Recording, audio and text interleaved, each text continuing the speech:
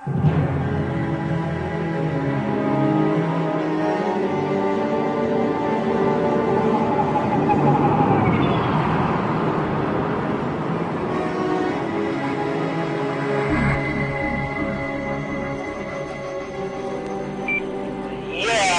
that, Control, but without the booster, we're out of options. We don't lose some weight, we're never going to get out of here. Savior 1, go to Protocol 3. You're breaking up, Lucas. Sounded like you said Protocol 3. Please repeat. You got that, Savior 1. Copy that, Control. Control? Go ahead, Savior. Leave someone behind? Are you sure about that? Well, negative. Without the booster, you will need to leave 2 crew members on the surface of the planet in order to achieve escape velocity. You do know the base is compromised and there's no chance of going back for them. That is affirmative, Savior. Copy that. Have you worked out who stays and who gets to come home? Well, that decision gets made by the mission personnel. Call me in an hour with your flight plan and crew names. We need to do this, Ed. There's no time left. Journey into space. The BBC presents Charles Chilton's Journey into Space with David Jacobs as Jet Morgan in Frozen in Time.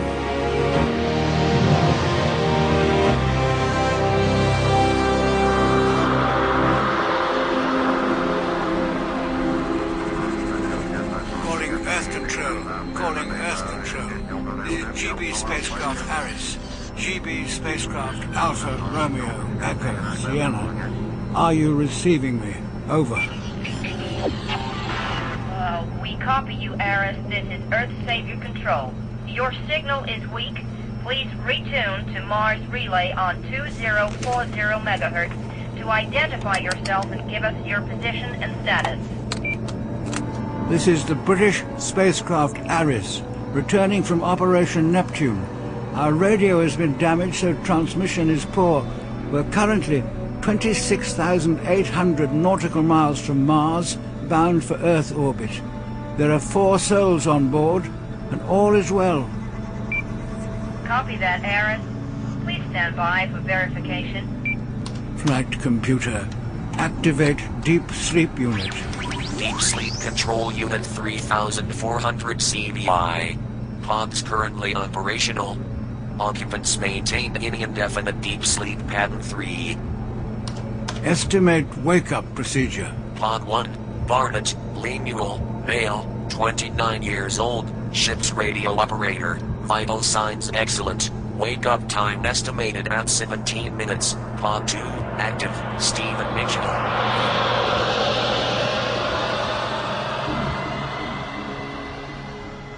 Yeah, Aris, we have a problem with this. Our records show that Aris' mission went missing over 30 years ago. Please advise. Negative, Earth Savior Control. This is Captain Jet Morgan. We launched Woomera, South Australia on the 8th of June 1973. If you call British Aerospace, they will confirm everything. Sir, whoever you are, I must remind you that this is a restricted frequency and hoax calling is a federal offense. Britain is a financial services center. The Brits don't do space. Listen, Control. I picked up that Savior 1 is having difficulty on Mars' surface. We could be in a position to help, but I need to get things organized up here if we're going to make a landing. We're desperately short of fuel. Copy that, Aris. Stand by. Captain, this is Lucas Wellbringer, President of the Earth Savior Corporation. Do I have this right? You guys are able to execute a landing on Mars? It is theoretically possible. And you have a fuel issue? Correct. If we slow down and divert to Mars, we would not have enough fuel to take off again and get back to Earth. Captain, we have an unresolved hardware failure at this time with our craft, Savior 1. We can't get everyone off and back home. We do have fuel on the surface. Well, it sounds like we might be of help to each other. Copy that. Please stand by, Captain. I'll be right back.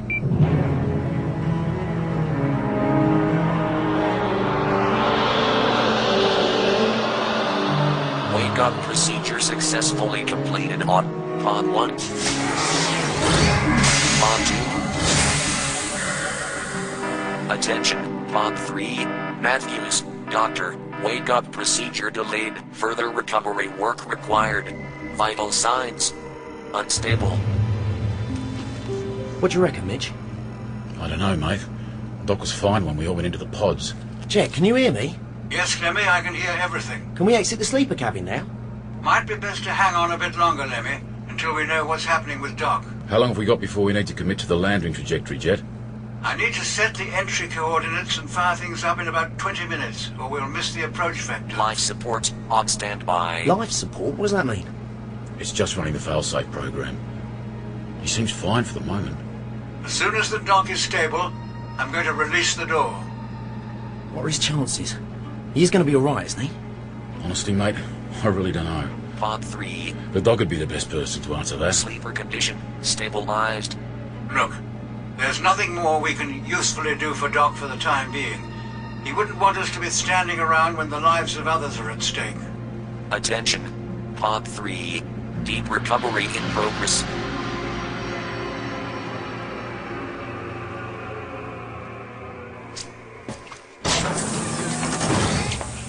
Welcome back to the real world, gentlemen. I trust you slept well? Like a baby. I might drop off again in here. Why is it so dark? Are the solar panels packed up too? The power's a bit low, so I've kept the lights off until things charge up. No problem. There's enough background light from the instrument panel to find our way around. Take a seat. I can hardly see your hand to shake it, but here, Jet, put it there. 30-odd years since we left Earth, and you're still keeping us going in the right direction. Our progress has been painfully slow. Considering the impact we took, everything's held up pretty well.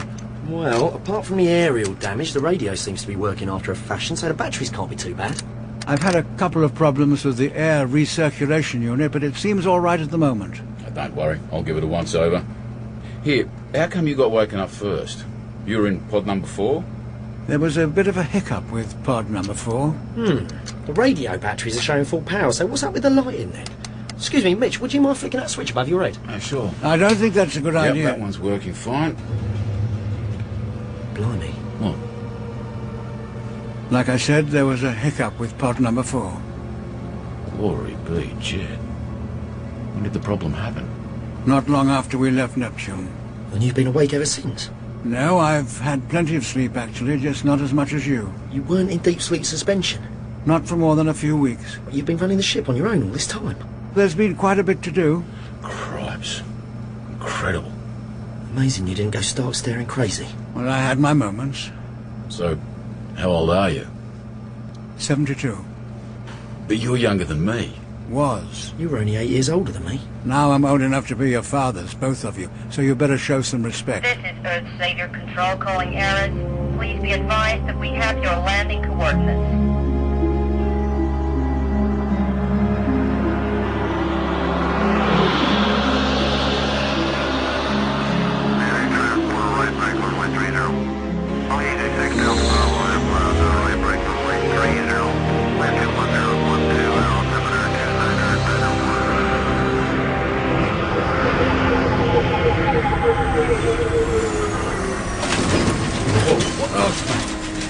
Sorry, everybody.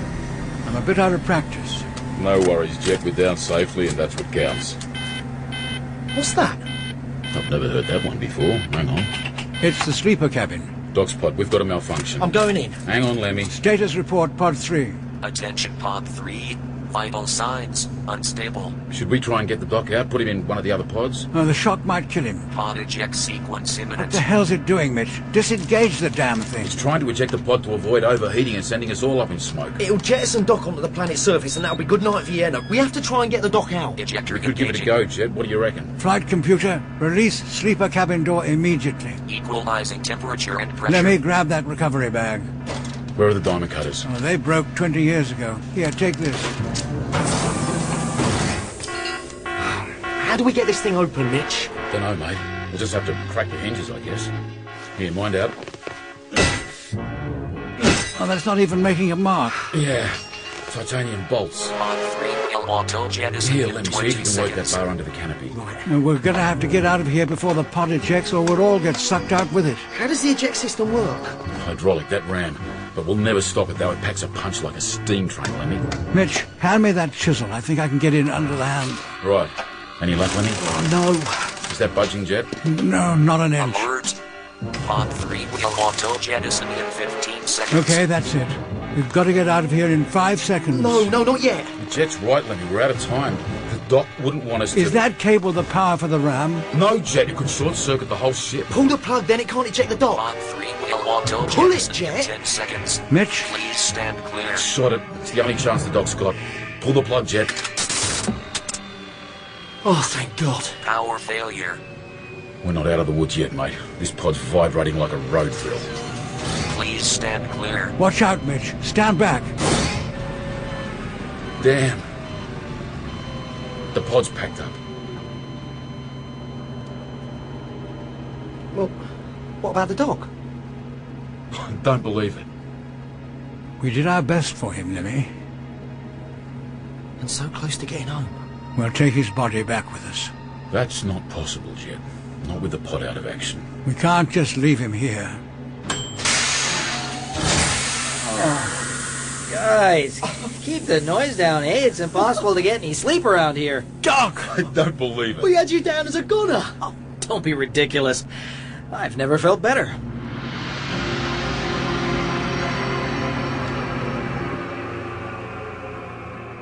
"9th of March, 2013. I could hear my fellow crew members trying to save me. At first it felt like a dream and I was floating on the surface of all the commotion.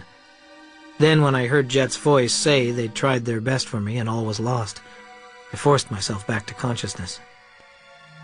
It seems as if no time has passed since we entered those pods, and I made my last entry in this diary on the 10th of May, 1977. Only when talking things over with our captain and my old friend Jet can I see the passage of time mapped out in his face.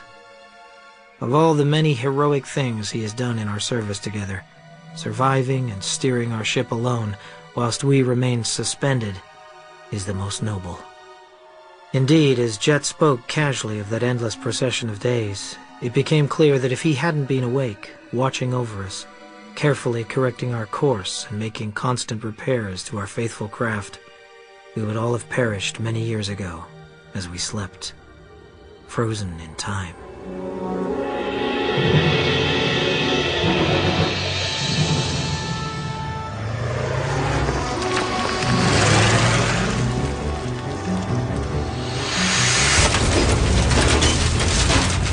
Quite an operation they've set up here. It looks like they're engaged in some kind of mining in the side of that mountain. Yeah, or have been. The place is deserted. Oh, mate, it's still very much a working mine. Look over there. Automated by the looks of it. I wonder... Air surface vehicle, this is Savior 1. We have a visual on you. You're kicking up the dust about 1 click away. Roger, Saviour, we can see 2 red flashing lights. Is that you? Negative, RSSV, that's a negative. Be advised, do not proceed in that direction. Look 10 degrees to your left and you'll see our yellow smoke flare. Where the hell are they? I can't see it. Here, Jet, take my glasses. I don't really need them. There's nothing wrong with my eyesight. Okay, yeah, I've got it. Look, over there. Roger, Saviour, we see your smoke. We'll call on arrival. Copy, ASC.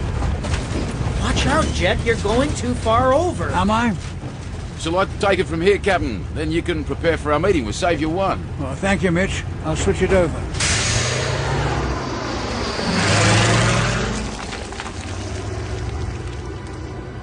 Mitch had a knack of handling Jet's physical decline just right.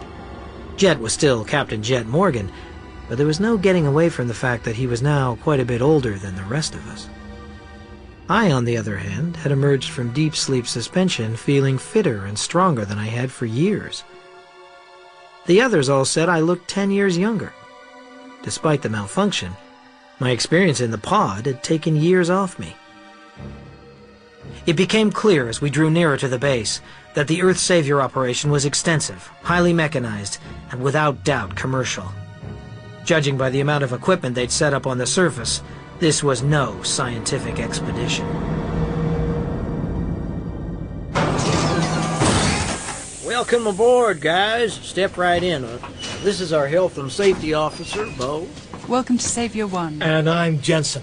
I handle the PR and media side of things. This is our computer and IT officer, Astrid. Hi there. And I'm it. Captain Jet Morgan at your service, and may I present Dr. Matthews of Space Medicine. Hi. Everyone just calls me Doc. And I'm Lemmy, radio operator. I'm the engineer, Mitch, Are you from New Zealand? Australia. I'm from Hackney. So, Mitch, tell me, how long have you been in space? That's a very interesting question, you know, Astrid. We all sat around for a while chatting like we were at a space travelers convention. Savior 1 was quite a bit bigger than Aris. Mitch and Lemmy were like kids in a candy store, looking around at all the equipment. Even to my untrained eye, I could see that things had changed beyond recognition. Bo, Jensen, Ed, and Astrid explained the problems they'd been experiencing with the booster rocket, and were amazed to find that Mitch was a trained engineer and spacecraft designer. Well, we used to have engineers, and radio operators, doctors, and captains and all, but nowadays we just have a computer tech, a PR, and media rep, and a health and safety officer. Well, I'm relieved to find they haven't replaced Captain. Well, not the captain's role, obviously. That's still as important as ever. And very much valued, though we tend to call them flight managers these days, as they also handle HR and keeping things on budget. HR?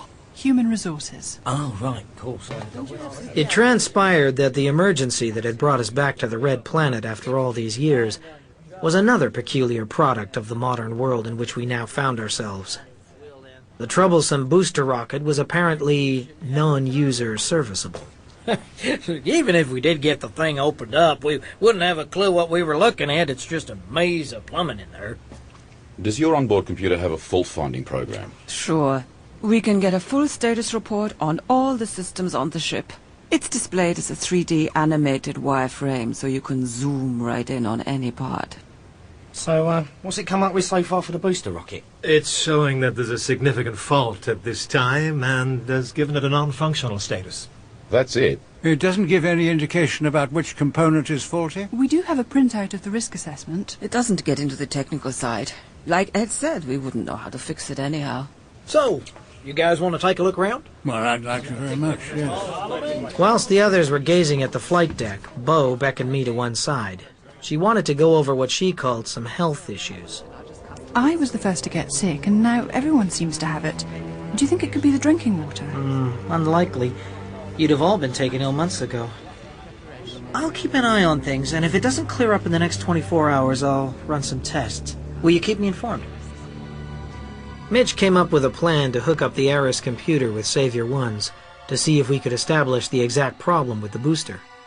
Although our ancient old system was vastly inferior, it did have a nuts-and-bolts fault-finding program which Astrid thought she could adapt for Savior 1. I could see Mitch was dying to get his hands on all the new technology, and if he was able to repair the booster, it would be the best solution for all concerned. We needed to move Aris closer so we could link up the two ships. Much to the astonishment of the Savior crew, Jet achieved this very elegantly, flying Aris by hand, and we touched down as smooth as you like, 50 meters from Savior.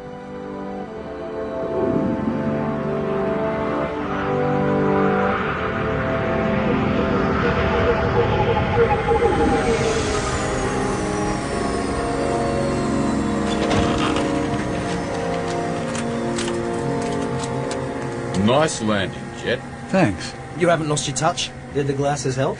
Look, gentlemen, I appreciated the vote of confidence, but it's starting to tip the other way. You've shown that other lot you don't need a computer to fly a spacecraft. Yeah, too right, Lemmy. You know, I've been thinking there's something about the setup here that doesn't add up. How do you mean, Doc? Savior 1 is loaded to the gunnels with that mineral they've been mining. If they had a weight problem, why the hell didn't they just unload some of it? Jensen was telling me that it was a desperately needed energy source back on Earth. Oh, what? Desperate enough for them to leave their own crew behind? Now you come to mention it, the story did seem a little far-fetched about this threat of global warming. What did you make of it, Doc? I agree. When we left Earth in 1973, scientists were warning us that we were heading for another ice age. Yeah, and pollution was better than ever. Not like the pea supers we got when I was a boy. Pea supers? Yeah, that thick, clammy fog we got in London from all the coal fires. It used to hang around for days. Do you know, in the 1952 Great Smog, 104 people were killed in Croydon alone? We can't expect to understand everything about the modern world or the Saviour crew in a single visit. Oh, come on, the doc's got a point. There is something a bit fishy about them. That's an opinion based on scientific deduction, is it, Lemmy? That's not the point, Mitch. I think all this modern lingo and ideas is just mumbo-jumbo. It doesn't mean... I find the whole setup here very impressive and highly professional. We've got a lot to learn from Well, these. I suggest we all keep our eyes and ears open. Don't take anything at face value. That can't do any harm. And tomorrow, while Mitch is hooking up the computers and looking at the booster, Doc, Lemmy and I will have a scout around. See what we can find out. Right.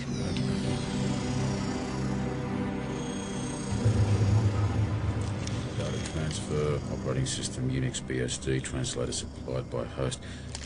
Okay, Astrid, can you select cable link from the network menu? Copy that, Mitch. It's currently warning that a third party is trying to guess my system. Yeah, that's fine. Your computer will need to be the host. It'll be able to translate things better. And manage the data exchange? Exactly.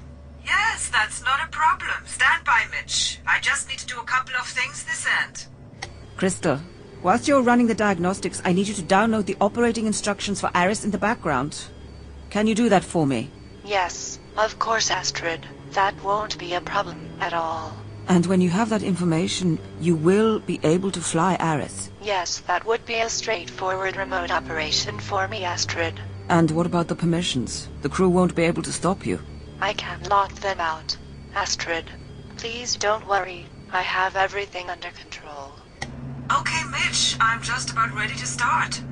Roger that, Astrid. I'll start the data link running. Jet, I think I found something. You really need to see this. Where are you, Lemmy?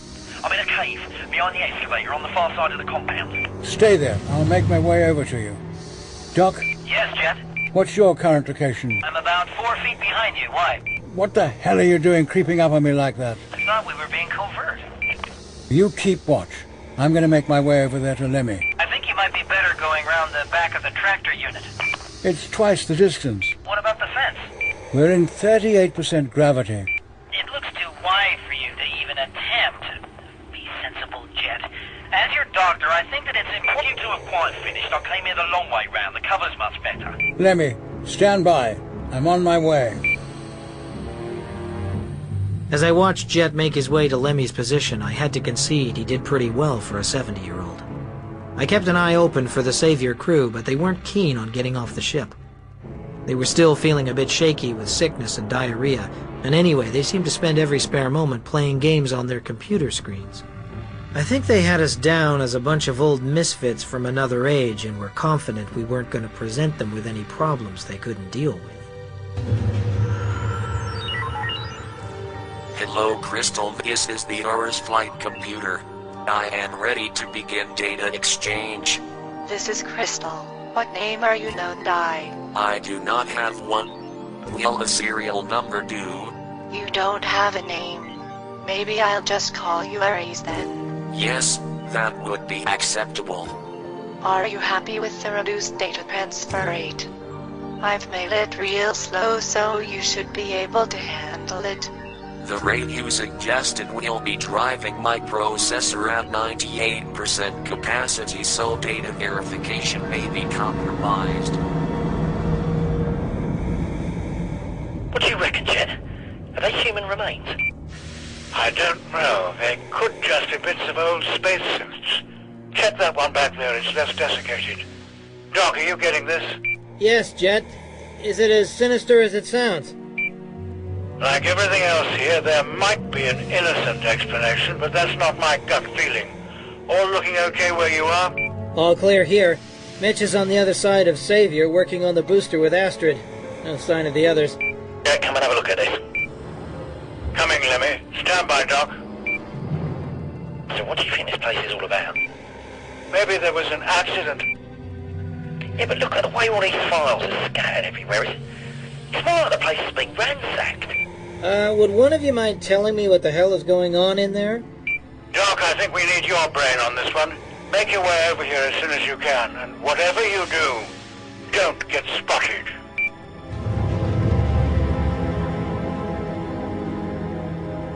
When I found Jet and Lemmy, they were at the back of the cave in what appeared to be the remains of a laboratory. There was apparatus, computer equipment, and files everywhere. It looked like the place had been systematically turned over, and then the airtight doors had been opened. Should we ask the Savior crew about what happened here? Well, we're not supposed to be anywhere near this place. No, good point. The whole place was now depressurized, covered in Martian dust, and slowly disintegrating in the extremely arid conditions on the planet. Everything in the lab just crumbled when you touched it. Do you think they could be responsible for this? Why would they wreck their own laboratory? I gathered up some of the less fragile documents and we returned to our ship.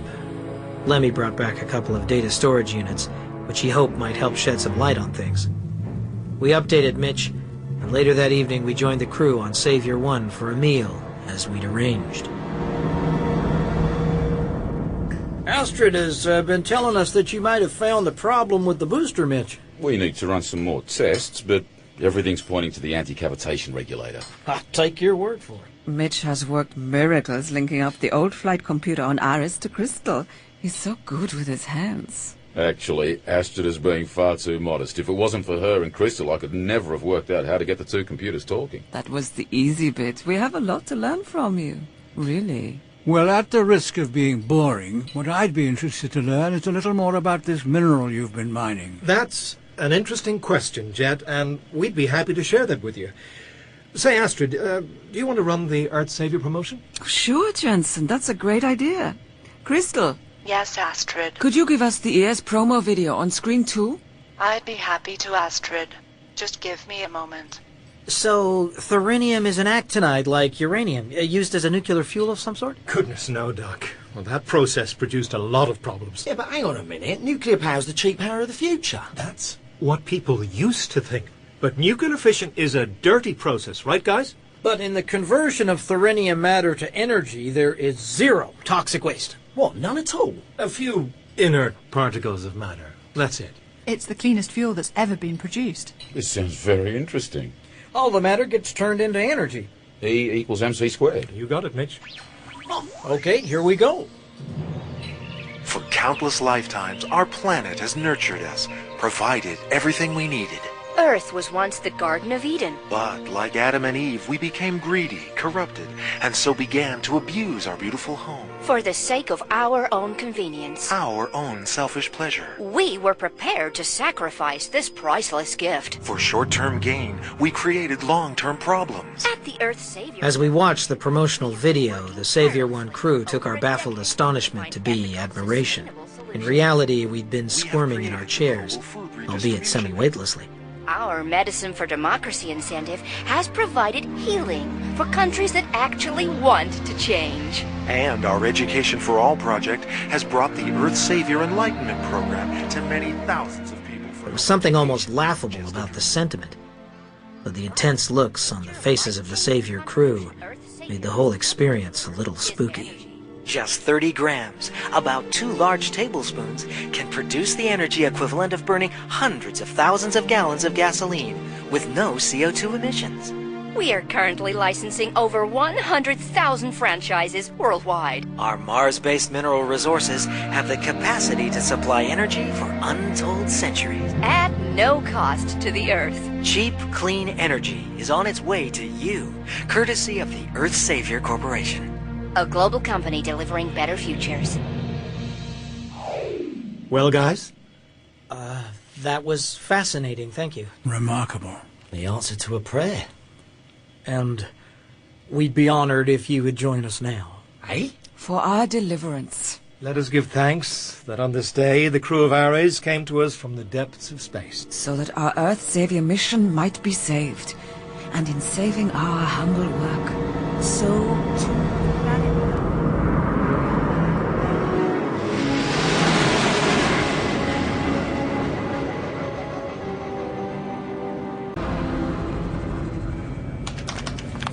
How are you getting on with those data storage units, Lemmy? Well, the casing's been badly degraded, but I can read the directory okay, so we should be able to retrieve something. What do they have on them, can you tell? Some kind of a database. Date and time references of radio transmissions. The biggest chunk looks like encoded audio. Presumably to send this confidential stuff back to Earth. Could be, Mitch. It's all prefixed with the letters L-I-T-H-A. Litha. Mean anything to you? No. Did you say Litha, Lemmy? Yeah, that's right. Any ideas, Jet? Only that's the second time I've heard that word recently. When was the first? In some radio signals I picked up a few months ago. I remember looking it up. What did it say? Litha's an ancient pagan festival held on the summer solstice. No, the radio broadcast. What did it say? Oh, that. I couldn't understand any of it. It was all encrypted. I give up. I've listened to the radio quite a bit over the years. It's amazing what you pick up. Well, you would, Jet. It's like dropping a stone into a pond. Even the early stuff from the 20th century, you see, it's all out there, well beyond our solar system now, just rippling out into space. You could hear stuff all the time, I imagine. Yes, Lemmy, that's right, I did. Piecing things together over the years... We sometimes had glimpses into the day-to-day reality of those years that Jet had spent alone on the ship. I've totally forgotten about it. Like what, Jet? Well, a woman prime minister. The stupefying boredom and grinding isolation. It wasn't that he avoided discussing the subject. That wasn't Jet's style. Simply that he didn't offer many details. I imagine he'd had some pretty bleak periods. Political correctness, that was a big thing. What does that mean, Jet? Well, it's hard to describe. What he did share readily with us was his knowledge of the modern world. So, are you trying to tell me there's cameras everywhere? Pieced together from 1,000 fragments of broadcasts that had floated past us in the outer reaches of the solar system. I know it sounds strange, but the Cold War just fizzled out. It was quite extraordinary. We had remained blissfully unaware of the slow march of change that was taking place on Earth. England won the Ashes in 1987. And 2005. Jet, are you sure your memory's not playing tricks on you? The changes to our physical selves and cognitive function were easy to observe and quantify. But even as a doctor, I found myself struggling to understand just how we'd each changed and how Jet had been altered as a man. The shifts were surprisingly subtle. How are you feeling? I'm fine. You look exhausted. It's been a while since I did anything physical. You've come out in red blotches on your face and neck. They're nothing, don't worry about it. Shall we give it another go? Sure, just give me a minute. Crystal. Yes, Astrid. Are you ready? I'm good to go when you are, Astrid. Okay, Crystal. On my command, burn for 5 seconds, then shut down. This is just a test, remember? Yes, Astrid. I know the procedure. Mitch has told me everything. Mitch, did you tell Crystal what we have been doing? Well, yes, I just wanted to verify the whole process, go through things in my mind, make sure we hadn't overlooked anything. Is that a problem? You did not overlook a thing, Mitch. Everything is perfect. Yes, thank you, Crystal. I'll handle this. But you went over it with me, Mitch. I did, yes, but with respect, Astrid, you're not a computer. I see. Shall we do the test? Let's do it. Start the countdown, Crystal. Commencing countdown. Ignition. Are you going to kiss me? What? 10. For luck. 9. 8. 7. Okay. 6. 5. I don't think a kiss like that is going to bring us much luck. 2. This is a good luck kiss. Ignition.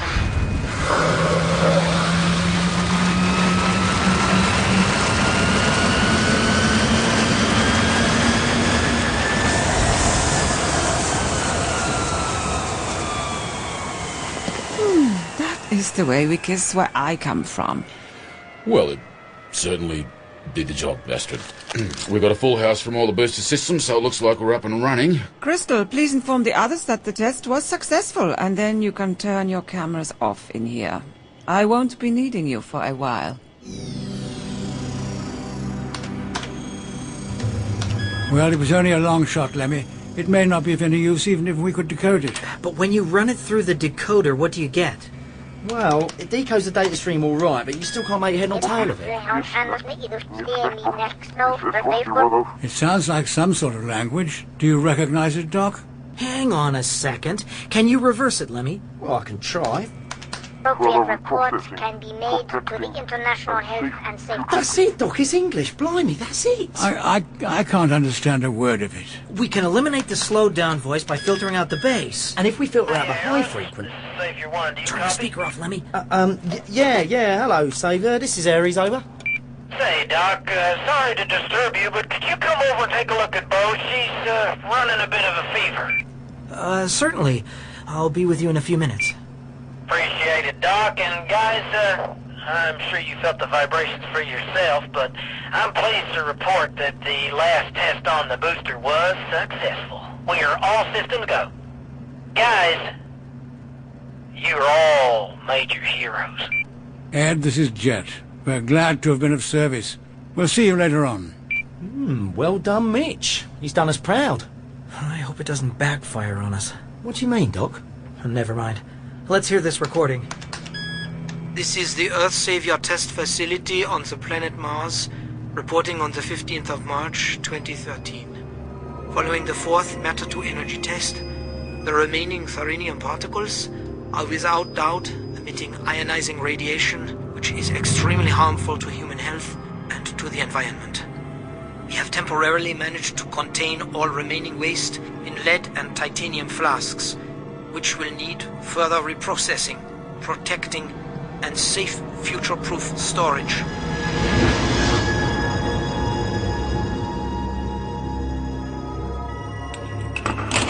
Number 2 tank is refueling.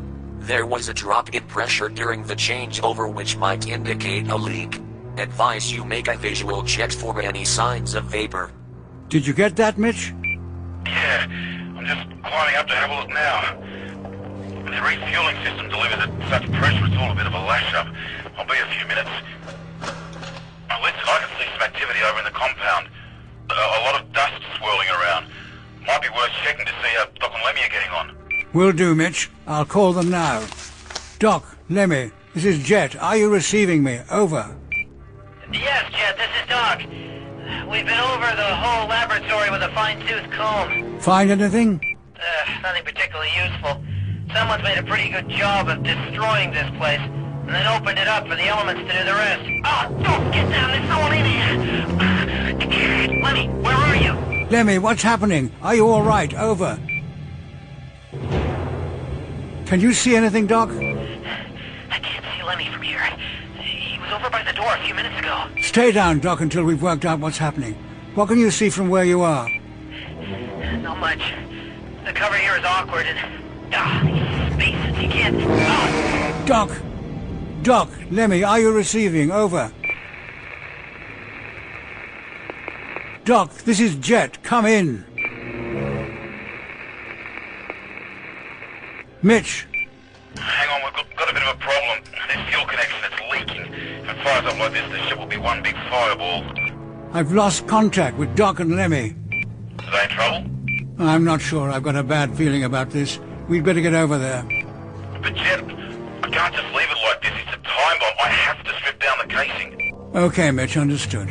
Look, I'm going to head over to the compound, see what's going on. You sure you can handle things on your own? Do we have another option? Not that I can think of. Right. If I'm not back by the time you've finished, come and find me. I'll do that, Jet. I'll be as quick as I can. I'll see you later.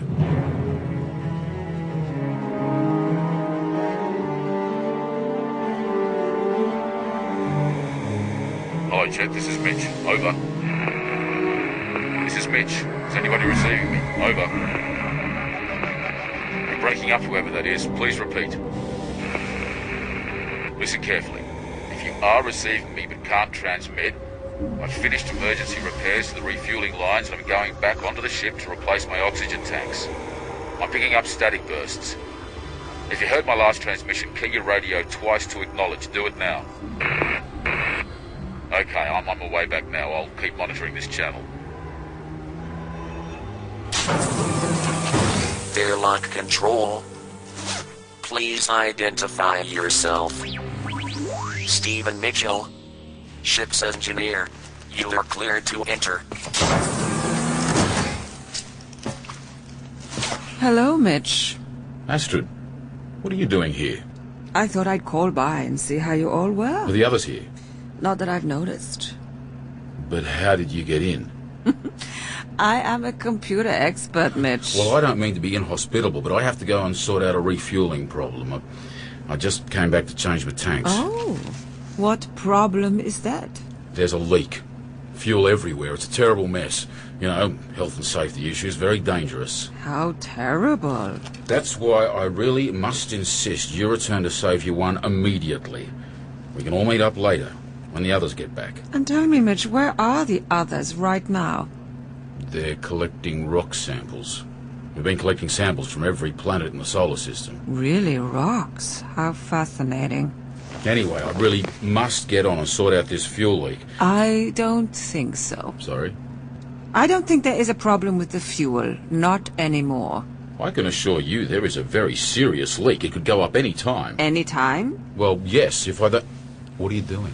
Well, if we have only got seconds to live, we might as well make the most of it, don't you think?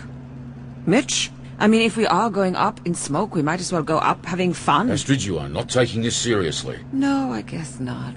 And you know why? Look, Astrid, you really do need to leave. There is no point... Tell him, Crystal.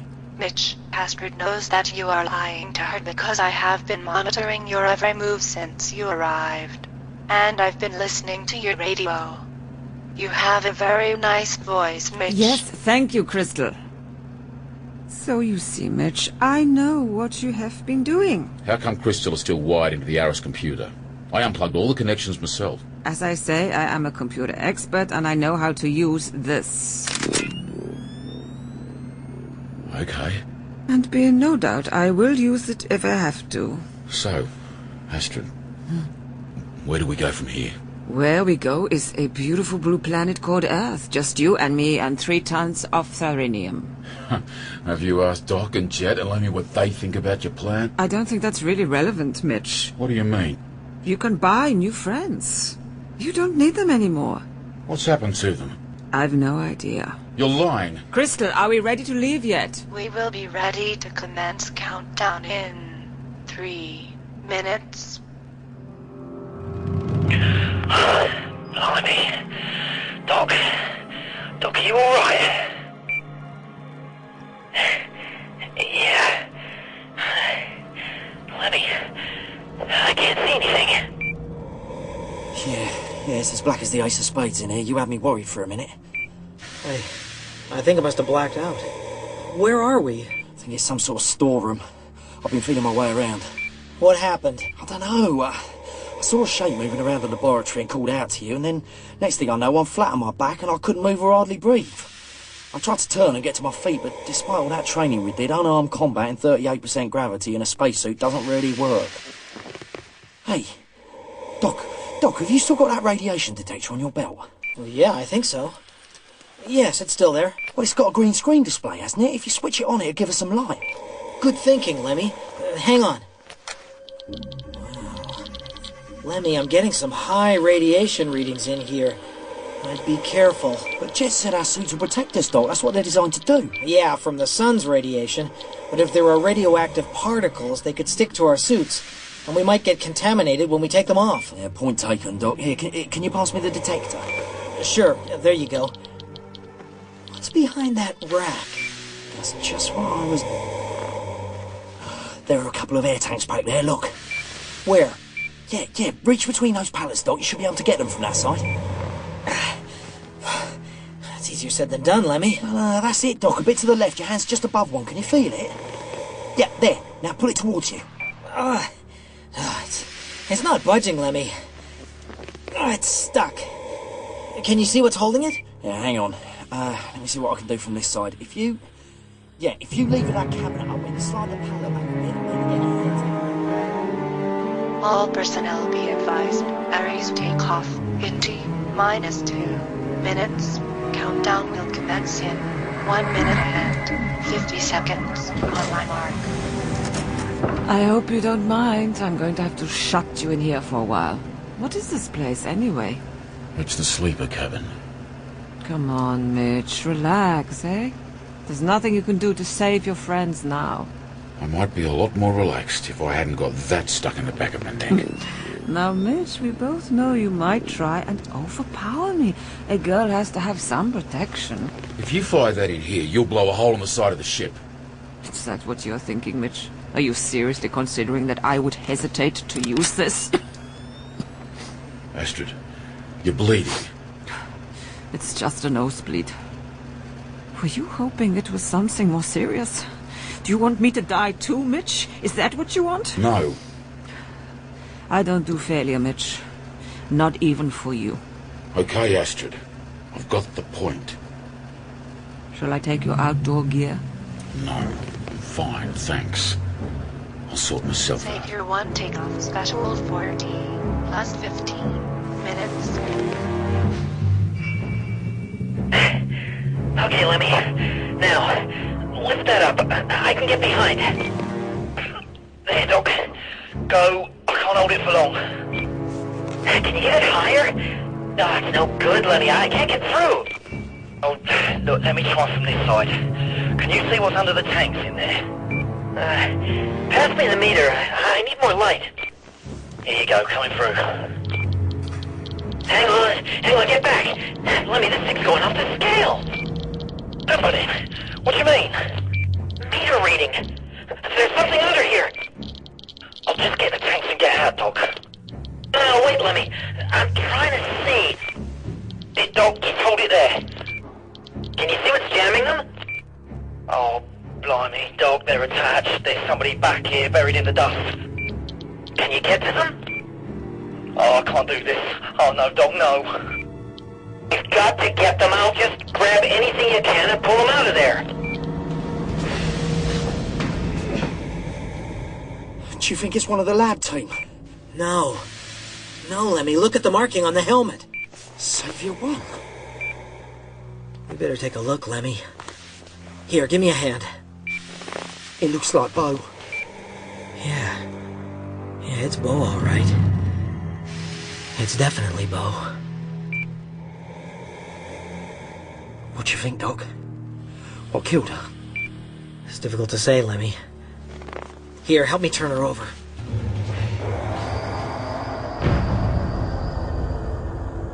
Mitch, you and I are going to be on the spacecraft together for nearly 6 months. You might as well start getting used to that idea. Tell me, Astrid.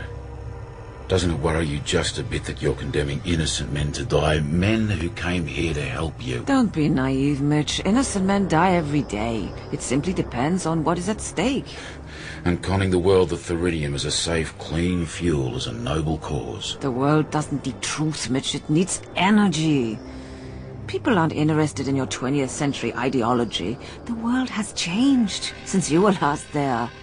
Social ideals have lost their shine. In the end, people are driven by self-interest. Commerce delivers rewards that people understand. You'll see what I mean when we get back to Earth. I'm not sure I'm that keen to go back.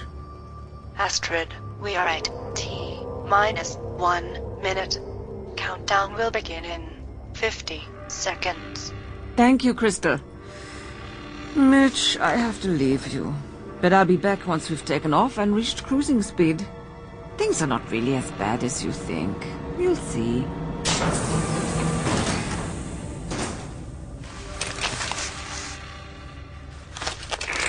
Doc? Lemmy? Jet? This is Mitch. Over. This is Mitch. Is anybody receiving me? Mitch, it's me. Stand up. I can't get out. Jet? Is that you? Stand up. Jet? Stand up. Jet? What the hell are you doing here? I was just about to leave the ship earlier, and I heard someone in the airlock. I could see Astrid on the teleview, and she was carrying a weapon, so I thought I should make myself scarce. Brilliant, Jet. So she has absolutely no idea that you're on board? None. Listen, we've got no time. We need to stop the ship taking off. I'll call Astrid and you hide and we can overpower her before she has a chance to let rip with that pulse carbine she's waving around. No, Mitch, wait. I've got a better idea. Do you remember that Doc's pod was about to eject and we disarmed it at the last moment? Yeah, you pulled the power on the ram and stopped it with about 5 seconds to go. Well, I was wondering, if we plugged the power back in, would it carry on with the eject sequence? Yeah, I guess so. I don't see why not. Okay, and we'd have no problem with the depressurization because we both have our outdoor suits on, correct? Right. So if you get into the faulty pod, I'll plug the power back in. You should eject onto the planet's surface pretty rapidly. And once outside, I could disconnect one of the sensors, disable the arrows, and stop the takeoff. What do you think? Could it work? It might do, Jet. It should, damn it. Okay, get in. Right here, past my helmet and close the lid. Then plug the power in and stand well back. That ram will go almost immediately. Got it. Good luck, Mitch. I'll see you later, Jet. And Jet? Yes? Don't forget to put your helmet on, mate. Okay. Here goes, Mitch. Alert. Ejector engaging. Godspeed, my old friend. Active depressurization. Please stand clear.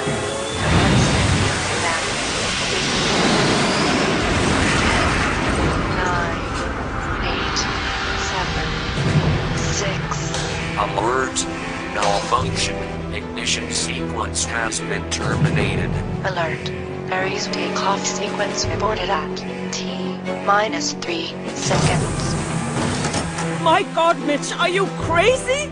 System You could have had diagnostics everything, engaging. and you've just thrown it all away. 30 seconds. You fool! Fuel supply shut Ed, this is Astrid. Listen.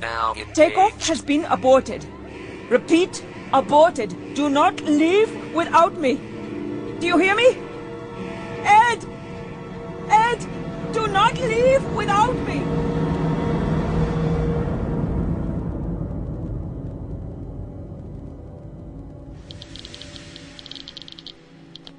What's the radiation reading, Doc? I guess she's been contaminated for some time. This explains the fever and the sickness, diarrhea, skin rashes. Why has that happened? Could be any number of ways, Lemmy. When they wrecked this place, they tried to cover up evidence. My guess is they inadvertently contaminated themselves when they smashed everything. And if they breathed in even a microscopic amount of that therinium dust, there'd be no going back. Talking about breathing, Doc. How are your tanks looking?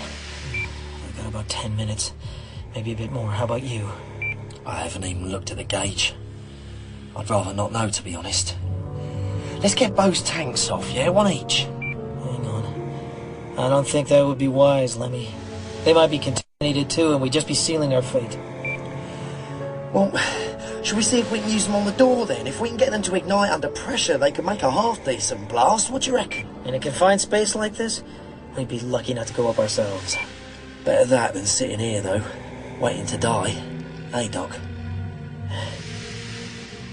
Yeah, you're right, Lemmy. Here, give me a hand. Let's get those straps undone. Was that you, Doc? No, I don't think it. That sounded like a voice, Doc. It did, didn't it? Maybe. Hello, this is Lemmy and Doc. We're trapped, over. Could just be static, Lemmy. Yeah. Funny, I could have sworn I heard. Doc, Lemmy, this is Mitch. Where are you? Over. Oh, thank God. We're shut in a storeroom somewhere at the back of the old laboratory. Mitch, this is Lemmy. But be careful coming in. We were overpowered. If you've got a weapon, have it ready and... Hurry, Mitch. Please. Hurry. We could see Mitch's light under the door getting brighter as he approached. With the seconds ticking away, Lemmy and I tried to breathe more slowly. It was all we could do to stop ourselves shouting for all we were worth. Mitch had the door open in no time. We headed for the exit and called Jet. As predicted, once the Ares takeoff aborted, Astrid wasted no time bailing out and heading over to Savior 1 so she didn't get left behind. We emerged from the cave to a blinding light as Savior 1's main booster ignited and the ship lifted slowly off the surface. No, they're getting away! Sod it. If only we'd had just a bit more time. We've got to contact someone on Earth, explain about the therinium. Do you think anyone will believe us? I don't think we need to worry about that, Lemmy. We've got to let someone know. Yeah, what do you mean, Doc? If the other crew members of Savior 1 have got even a fraction of the levels of radiation poisoning that Bo had, they'll all be dead inside a month, long before they get to within 250,000 miles of Earth. And they've all been displaying the symptoms ever since we got here.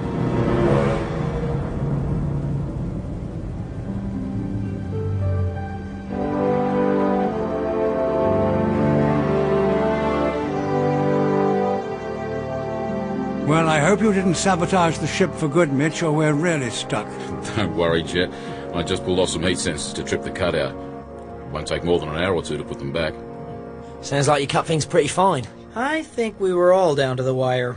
Jet saved the day remembering about the pod eject system. It was a masterstroke. That's for sure. Not too bad for an old man losing his marbles, I suppose. Talking of which, I think we need to get Doc's malfunctioning pod back on board. Yeah, but that's no use to us now, is it, Mitch? Anyway, I, for one, am not going into one of those blinking pods again. I'm staying awake all the way home. Whatever is wrong with that thing, it did make Doc younger by about 10 years at least. So? Exactly. It certainly produced interesting results. I can vouch for that. Which is why I think it's our duty as scientists to investigate. Besides, I was just wondering if you'd like to give it a go, Jet. Well, I don't know if I'd want to be young again.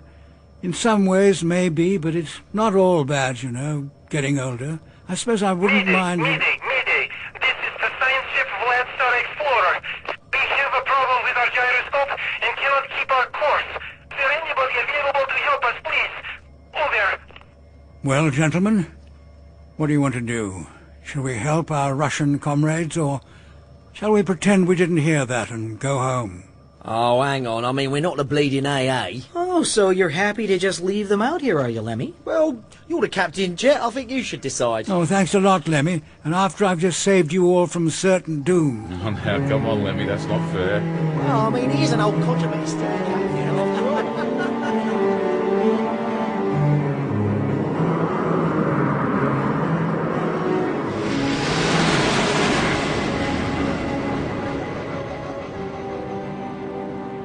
In Charles Chilton's Journey into Space, Frozen in Time, Captain Jet Morgan was played by David Jacobs, Mitch, Michael Beckley, Doc and Ed, Alan Marriott, Astrid, Emma Fielding, Lemmy, Chris Moran, Jensen, Stephen Hogan, radio operator and film voice Kate Harbour. Other parts were played by members of the cast. Sound design and original music by David Chilton. Frozen in Time was directed by Nicholas Russell Pavia and is a Goldhawk Essential production for BBC Radio 4.